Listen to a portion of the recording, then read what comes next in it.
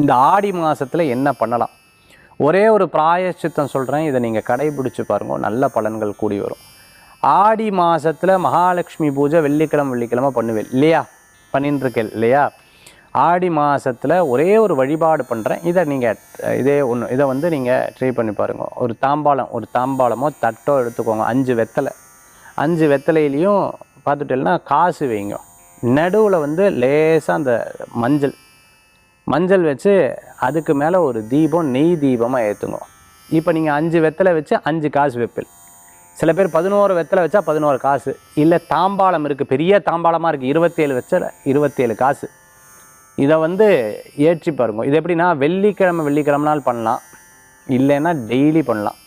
Sir இது ஆடி மாதம் 3 நாள் போயிடுத்தே தப்பு இல்லையா அப்படின்னு கேட்டுறாதீங்க. தாராளமாக வழிபாடு பண்ணுங்க, நல்ல பலன்கள் கூடி வரக்கூடியதாக இருக்கும். மகாலட்சுமியை வேண்டி டெய்லி தீபம் ஏற்றி பாருங்க.